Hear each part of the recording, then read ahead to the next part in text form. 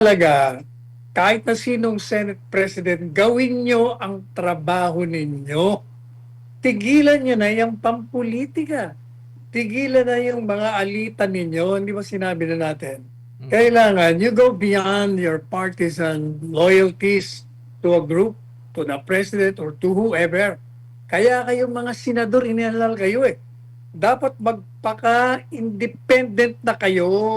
Ayan, maraming salamat po Attorney Sal. Samantala, ito nga nanindigan nga ang Brave 18 ng kongresistang si Zaldico sa kanilang aligasyon na tumanggap umano ng mga maletang may lamang pera sina Senator Mark Villar, Francis Escudero at Leila de Lima. Sa halip na humarap sa pagdinig ng Senate Blue Ribbon Committee nga nung kahapon ay nagsagawa sila ng separate na press conference sa opisina ni Senator Robin Padilla. At ayon sa kanilang abogado na si Attorney Levy Baligod, handa naman silang humarap sa Senado. Ngunit nangangamba sila dahil nga yun nga si Senator Erwin yung namumuno sa komite at isa rin sa mga isinasangkot sa umano'y kickback scheme. At iginit nga ng grupo na may mga naihatid umanong maleta sa tirahan ng Villar noong 2022 at nagbigay rin umano sila ng mga larawan ng bahay ni na Escudero bilang bahagi ng kanilang ebidensya. Gayunman, nabahiran nga ng pagdududa yung kanilang mga pahayag matapos nila daw bawiin yung naunang aligasyon attorney kabilang yung pagkakadawit kay Senator Loren Legarda at yung umano'y pagkakasangkot din kay Congressman de Lima. Samantala, pinuna din ni Senator Jinggoy Estrada yung patuloy na sigalot sa liderato ng Senado at nanawagan na pagpipigil sa mga pahayag laban sa mga empleyado ng institusyon. Ito ay matapos nga ang mga bantang pag-aresto na ibinato ni Senator Tulfo nung last week pa attorney laban sa kampo ni SP Cayetano at sa mga empleyadong umano'y sangkot nga sa kanilang pagdinig attorney Sal. Yan.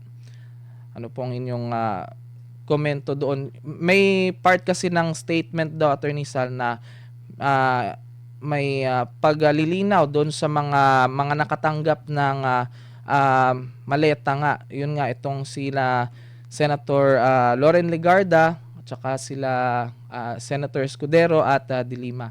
Pero yung sa part ng kay Senator Mark Villar ay parang consistent sila doon attorney Sal. Tuloy, dahil dyan, pinagdududaan sila. Mm-hmm. Pero mukha namang ang sinasabi lang, hindi nila nakita. Kung hindi nila nakita, pero nagpunta sila sa bahay. So, may dalang pera.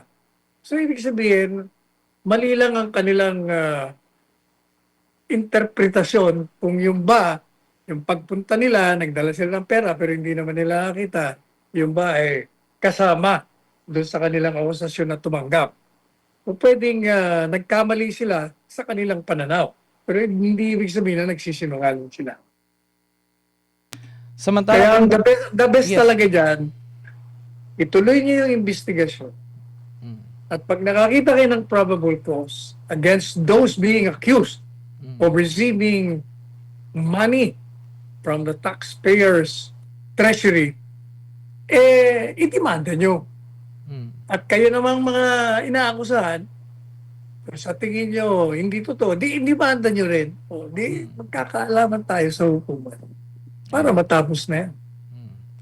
Kaya nga Attorney Sal, nauna nang nagsampa ng kaso si Senator Erwin nung kakapon sa Pasay RTC nung against doon sa mga nagbanggit sa kanyang pangalan doon sa Brave 18. Ito nga, posibleng makakuha na or posibleng nakakuha na daw ng ika-13 boto yung kampo ni Acting Senate President Sherwin Gatchalian upang tuluyang makontrol yung Senado ayon kay Senator J.V. Ejercito. Bagamat wala pa siyang kumpirmasyon, sinabi niyang posible yung paglipat ng isa pang senador sa panig nila ng mga Gatchalian dahil sa dikit pa nila mga magkabilang kampo. At samantala, naniwala din si Senator J.V. na hindi dapat makialam si si President Ferdinand Marcos Jr. sa sigalot sa Senado dahil iginagalang nito ang kalayaan ng institusyon. Nanawagan din siya sa mga senador na isang tabi daw na yung mga personal na alitan upang maipagpatuloy yung trabaho sa Senado. Patuloy naman pinag-aaralan din ng Malacanang, Attorney Sal, ang posibilidad na isang special session, gaya nga ng nabanggit natin, para maipasa yung mga priority bills, ay panukalang batas na antala dahil nga sa nangyaring ang sigalot ng mga nakaraang linggo. At iginit din ng palasyo na kinikilala pa rin nila yung pamumuno ni acting Senate President Gatchalian, Attorney. Alam mo, masyadong marami yung paksain mo inilagay sa isang report. Magulo. Kaya isa-isahin mo yung tanong mo Yes, kung sir. alin doon. Dahil mahirap yung ang gulo natin eh. Magulo na nga sila, magulo rin tayo. Doon, Isa-isahin mo at magtanong ka tungkol doon sa mga paksain na nireport ninyo. yes, Attorney Sal. Doon po sa sa issue na posibleng meron pang isang senator na pupunta sa kanilang panig, Attorney Sal. Ayan. Yung- Puntahan natin yan. Regardless kung meron man o wala, hindi mahalaga sa akin yan eh. Ang mahalaga, kahit na sinong Senate President, gawin nyo ang trabaho ninyo. Tigilan nyo na yung pampolitika. Tigilan na yung mga alitan ninyo. Hindi ba sinabi na natin? Kailangan you go beyond your partisan loyalties to a group, to the president, or to whoever. Kaya kayong mga senador, inalal kayo eh. Dapat magpaka-independent na kayo. Mm, wala na kayong i-defer o kayo matatakot, mapapakiusapan yung sarili nyo na lang kasi. Kaya kahit na sinong Senate President yan, pag nagdiskusyon, nagbutuhan, kailangan yung sarili nyong paniniwala, sarili nyong pagkakaintindi, sarili nyong pagsusuri, yung sarili nyong boto. Yun ang mahalaga doon. Hindi yung majority, minority. Hindi ko ba sabi ko, tanggalin nyo na yung majority, minority, kaya kayo magulo. Doon naman, Attorney Sal, sa pahayag ni Senator JB Ejercito na yun nga, kagaya nung sa naging pahayag din ni Senator Erwin Tulfo na dapat daw magkaisa na ulit sila dahil nga marami lang naantala ng mga panukalang batas at yun nga, isang tabi yung mga sigalot nila sa Senado. Ano pong reaction nyo doon, Attorney? Paano nga kayo magkakaisa? Ayaw nyo nga lumabas doon sa partidistang loyalty ninyo sa inyong mga sinasakupan na grupo. Umalis kayo doon para magkaisa kayo. Hindi kayo.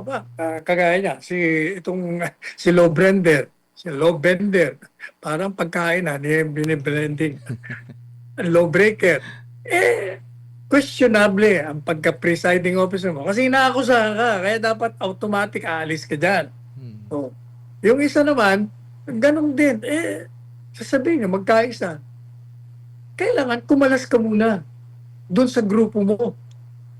Kumalas kayo bawat isa. Sabihin niyo, mula ngayon, wala na yung mga grupo-grupong yan. Basta ako, senador, kung ano ang aking prinsipyo kaugnay sa paksayan nito, yun ang aking tatayuhan at bobotohan. Ganon dapat ang gawin nyo.